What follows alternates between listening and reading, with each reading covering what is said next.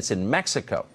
The Mexican Defense Forces, the Mexican Army, now battling the Sinaloa cartel in response to the arrest of the son of El Chapo.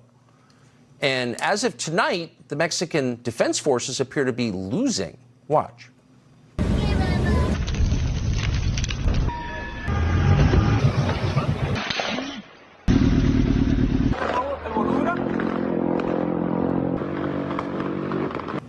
We should have identified it. The clip you saw of people cowering in the commercial airliner, that plane was being shot at by a 50 cal from the drug cartels. So it's a war. Now, Biden is visiting the border this weekend. He has no plan to deal with any of this, but it will affect us. How could it not? Retired U.S. Army Colonel Doug McGregor has been following this for months now. He joins us tonight. Doug, thanks so much for coming on. It would seem if a war breaks out in a country with whom you share this enormously long border that there would be coverage of it. There hasn't been. Why? Well, we're lucky to get this glimpse. The media simply doesn't bother to cover it. But we really need to understand what this war is about. In 2020, we arrested the Mexican Minister of Defense, a general named Cienfuegos, in California, on charges associated with drug trafficking, human trafficking, and a whole list of crimes. Ultimately, we turned him over to the president of Mexico, President Obrador, who promptly released him, and we dropped the charges. Now, one of the reasons we dropped the charges is that we were promised more cooperation, but it hasn't been forthcoming. And so what we're really seeing here is not an effort to enforce the law, not an effort to do anything good. It's a fight between a cartel, the Sinaloa cartel, and the Mexican army. They're fighting for turf, they're fighting for cash, they're fighting for influence inside Mexico. They want the son of El Chapo's, presumably, so they can give it to the president of Mexico, and he can create the illusion that by turning him over to us, that there is cooperation with Mexico. Tucker, there's no cooperation with Mexico. And President Obrador is irrelevant. He does not run the country. He's a mouthpiece for the drug cartels. So if the president of Mexico is a mouthpiece for the drug cartels, and the government of Mexico has allowed millions of foreign nationals to stream over its territory into our country, sure, along with fentanyl that's killed hundreds of thousands of people in this country, why is Mexico not our main enemy? Well, that's a good point, because Mexico right now, and Central America writ large, because of the criminality, is an existential threat to us. It's the only truly existential threat to the country.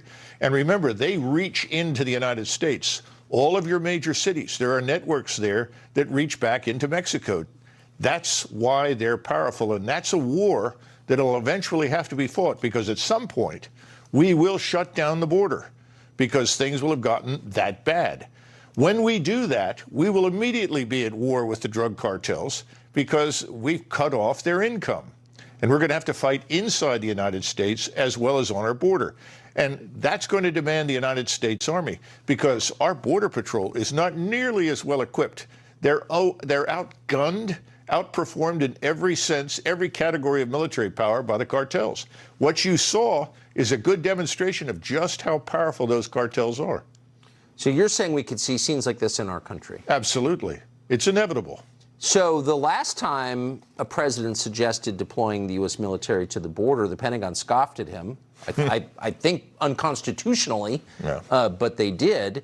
Do you think the Pentagon would be willing to fight the drug cartels? They seem to have they issue their own orders at this point, it seems. Well, the fact that you're raising the question is a sad and tragic comment on the state of civil-military relations, that we have people at the top of the military establishment who pick and choose from a menu of tasks and decide what they will or won't do, presumably because there's lots of money in the Ukraine war, and there's not money for them in the Mexican war. And bear in mind that Ukraine and Mexico are just about equally corrupt.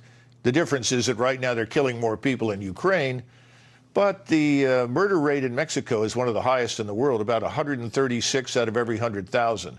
So it leads most of the world in murder. So it's not that far off. It wouldn't take much to catch up with Ukraine. But as you point out, Ukraine means a lot of money for a lot of people in Washington. Shutting down the border, stopping the influx of illegals, stopping the human trafficking, and going after the drug cartels doesn't really make anybody money. Just last question, not to be pedantic, but doesn't ignoring or disobeying an order from a president Doesn't that constitute a felony? Isn't that a crime? They're not allowed to do that, are they?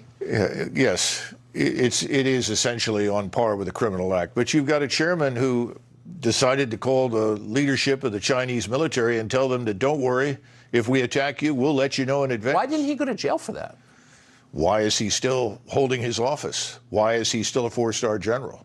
I mean, he's not alone. When's the last time we held anybody in the military accountable for anything? Sad. Doug McGregor, thank you. Sure.